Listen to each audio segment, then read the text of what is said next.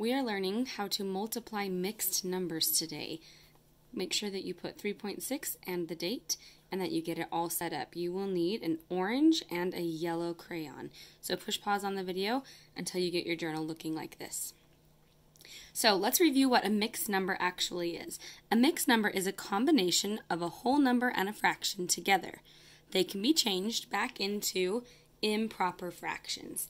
One of the phrases that I grew up learning was improper fractions, so maybe a lot of your parents did as well. But we also are going to refer to them as fractions greater than one whole. So if you hear that phrase, I'll say it again. Fractions greater than one whole. It's the same thing as an improper fraction. Okay? So when multiplying mixed numbers, you need to follow these 3 steps. So we're going to write that out. When, you can do the multiplication sign. When multiplying mixed numbers,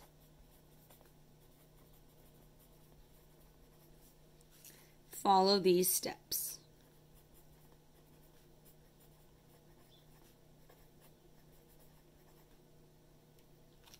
Let's go ahead and underline that in orange. And let's make the multiplication sign yellow. I hope you drew this orange backwards arrow that curves, goes down and up and around. Remember, this is from Unit 1 when we learned how to convert a mixed number into a fraction greater than one whole, or an improper fraction. Remember, you start right here at the denominator and you work around to the whole number and then you add the numerator. So you multiply, then add. That's what that symbol means. Multiply the denominator by the whole number, then add the numerator. All of that is over whatever the denominator used to be. I'm singing that little jingle for you. I hope you were singing along. Okay, so let's just write this a big number 1. Okay, the first thing we need to do is to change the mixed numbers into improper fractions. That's the very first thing. So change. There might be one of the numbers that is a mixed number. There might be 2. It doesn't matter. However many mixed numbers there are, we'll say change the mixed numbers into improper fractions. We'll put that in quotation marks because remember they want us to refer to improper fractions as fractions greater than one whole.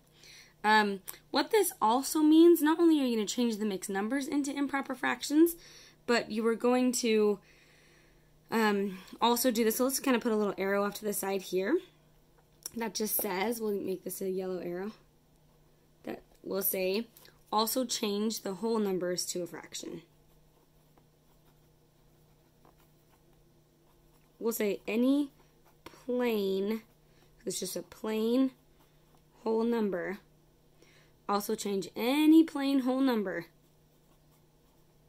into a fraction. So an example of that would mean to take like the number 8 and to change it into 8 over 1. Remember, you can always throw a 1 underneath that. So this is an example of doing what we just said right here in a yellow cloud. Okay, so you're going to also change whole numbers into fractions by doing 8 is the same as 8 over 1. And you're going to be doing that symbol, the multiply then add symbol, to change mixed numbers. So let's do an example. Let's do 3 and 3/4. See that right here. Make the 3 really big, make the blue line your fraction bar. So this is a mixed number because it has a whole and a fraction, 3 and 3/4. So I'm going to try to change that, or use this reverse arrow to change it back into a fraction. And it will be an improper fraction, meaning the numerator is more than the denominator. Okay, so I'm going to use this yellow, and I'm going to do that same symbol. We're going to go multiply, then add. I'm going to say that again. We're going to write it. Multiply, then add. Put a little music note by it. So you remember to sing that. Multiply, then add. 4 times 3 is 12, plus 3 is 15, over 4. How did you know it was over 4? Remember, the denominator is stubborn and it stays. I'm actually going to use orange. So this would change into 15/4. 3 3/4. If I had 3 3/4 candy bars, it means I would have 3 whole candy bars and 3/4 of another. But if I took all of the candy bars and I broke them into fourths, I would not just have 3/4, because I would have broken up the 1 candy bar, the 2 candy bar, and the 3 candy bar into fourths. Right? That's why that part is 12, because 4 times 3 is 12. I would have 12/4 if I just had 3 candy bars and broke them into fourths. But I didn't just have 3, I had 3 and some more. So that's why it's multiply then add. 4 times 3 is 12, plus 3 is 15/4, because I broke up all the wholes into fourths. Okay, so that's what you do. You're going to change. That's the first step when you're multiplying mixed numbers, is to change it back into an improper fraction. So that was just a little review. You should already know how to do that. It was just a fun little review. Okay, let's go with step number 2. Step number 2 is, after you've changed the wholes and the mixed numbers into fractions, you're going to multiply straight across. So you're going to put the multiplication sign.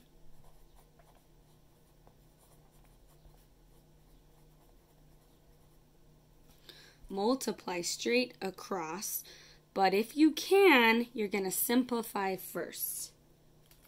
And I'm going to say this. Make sure to simplify first if you can. Remember that little song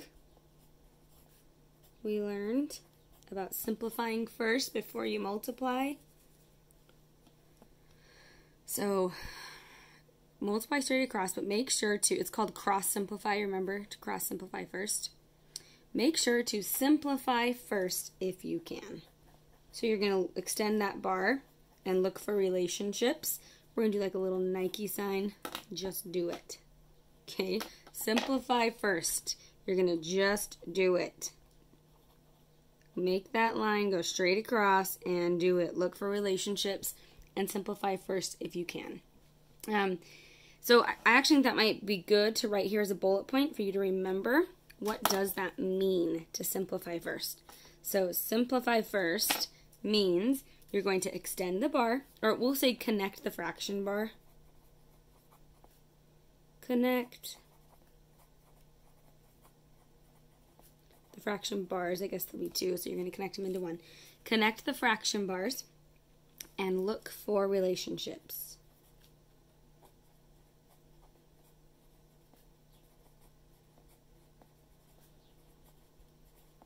Usually, remember, you're going to be looking top to bottom, and most often it's going to be this diagonal. It's going to be these diagonal relationships. So if this was the fraction bar, let's pretend that that's the fraction bar. Let me just make it in yellow. You're going to be looking from that number across and that number across. You're just going to look for relationships and divide them by factors if you can.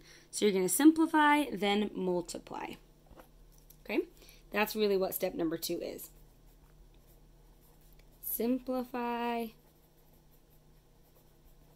then multiply. Let's put that in an orange cloud. Simplify, then multiply. I'm going to even color that in lightly. Luckily, there's only 3 steps, so we're almost done with the rule writing, and then we get to practice. So you're going to simplify, then multiply. Maybe we should show an example of that actually over here. You're welcome for that.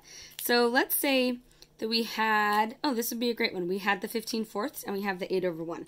Let's say that that is what the problem was. Remember, we took 3 3/4 and then we did 8 and we put a 1 underneath it.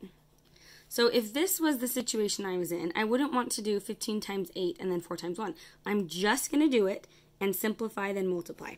So I take and I connect the bars. And then I'm going to look for relationships. So I look from top down to across. So 15 and 1, no, you're never going to divide anything by 1. Then I do check right underneath it just in case, because sometimes that happens. So that didn't have relationship. 8 and 1, nope. But this one does. 8 and 4, you can divide both of those by, you could divide them both by 1. You could divide them both by 2. You could divide them both by 4. And that's it. So you want to divide by the greatest common factor. So in this situation, you should divide them by 4. When you divide 8 by 4, you get 2. When you divide 4 by 4, you get 1. So now I have 15 times 2 over 1. It's just going to be 30, and 30 over 1, guess what that is? 30 over 1, I guess I should probably show that, huh? 30 over 1 equals just 30.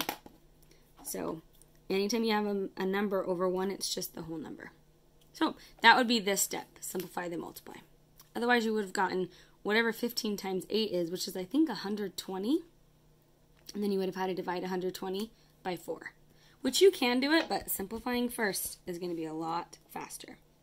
Okay, and then number 3, this is step number 3.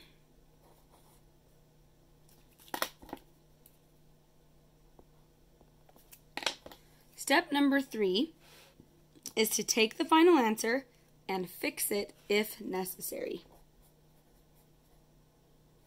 So we did that already.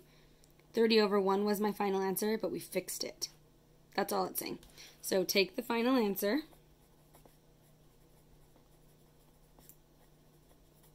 Write this in big letters. And fix it if necessary. Sometimes they'll let you just leave it as a fraction. Sometimes they say just to, but if it's a story problem and they're asking for like how many miles they walked or how many cups of flour or how many anything like that that's a story problem, you absolutely have to fix it, which means you're going to change it back to a mixed number. Okay? That's what fix it kind of means in this situation. So to fix it, you might need to change back to mixed number.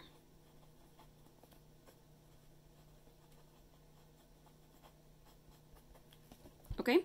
Or you might have to simplify it if you didn't simplify it all the way at the beginning. Up here, if you missed a step, like if you would have only divided those by 2, you would get, this would be, divided by 2 would be 4, and 4 divided by 2 would be 2. So you would have gotten 60 over 2, which means you would have had to, down here, fix it even more. You would have had to simplify it. Okay? So that's what that means. So those are all of the steps, and now what we get to do is on the back, we get to do a bunch of examples. So let's go ahead and write the word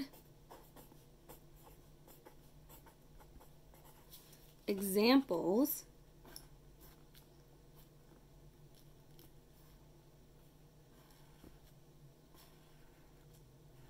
Draw a big yellow arrow. Color it in. I'm going to write this all in yellow too.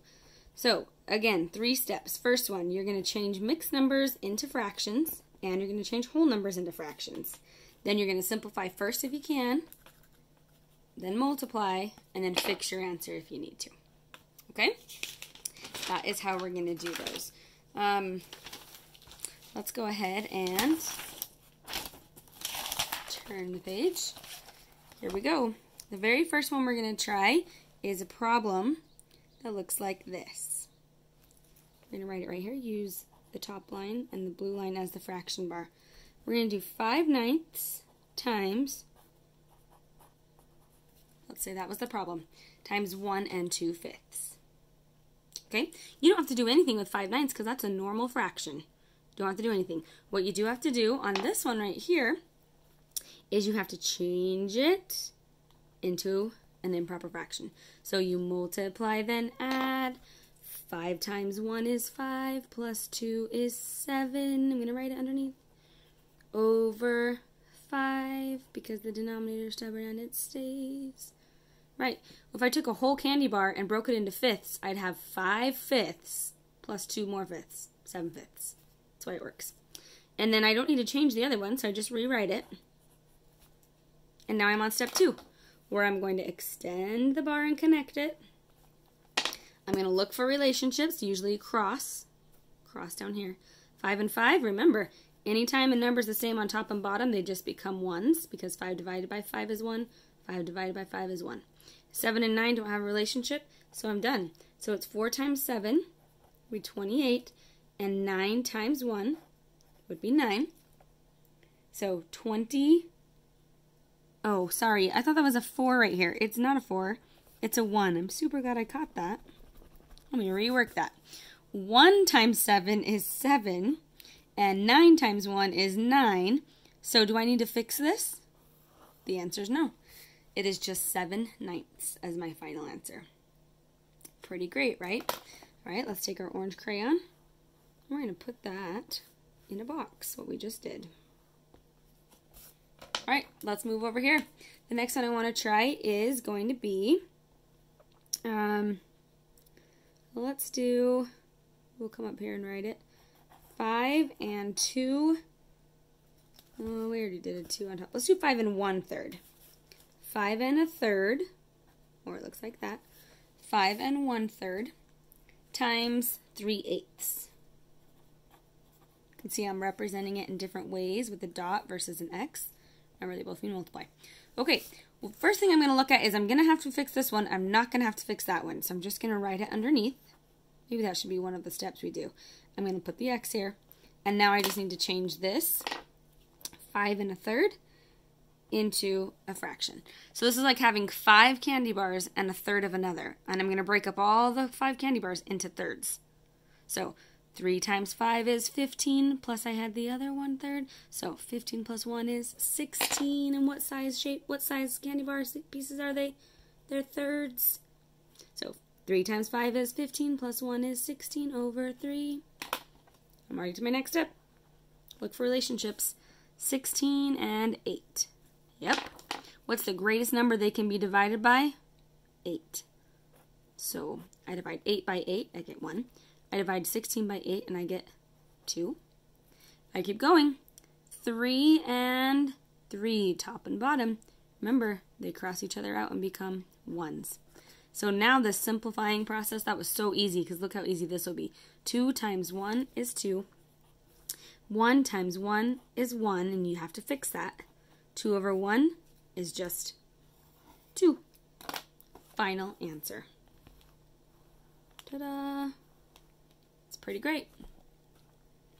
Hopefully you're seeing how all of this works out. It can go pretty fast.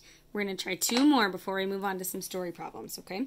Let's do ones where they are mixed numbers, both of them. So let's go 3 and 2/3 times, let's do the same thing, 3 and 2/3. Here we go. You have to change them. So multiply, then add. 3 times 3 is 9, plus 2 is 11. What size piece are they? Thirds. Think about it. I have 3 candy bars, and I'm going to break them into thirds. So how many thirds will I have between those? I'll have 9, because 3, 6, 9. And then I had 2 more. That's why it's 11 thirds. So 3 times 3 is 9, plus 2 is 11 thirds. I'm going to have to fix this one. But you know what? I would be smart about this. Do you really want to do all that work again? It's the exact same mixed number. I don't. I just want to multiply them. Now, I am on step 2, where I extend. I look for relationships. 11 and 3, they can't be divided by anything. There's an 11 and 11 on top. Do they cross each other out? No. Not when they're both on top. There's a 3 and a 3. Do they cross each other out? No. Not when they're both on bottom. So you just multiply straight across, and you should know that 11 times 11 is 121. If you didn't know that, you better be practicing your math facts. And 3 times 3 is 9.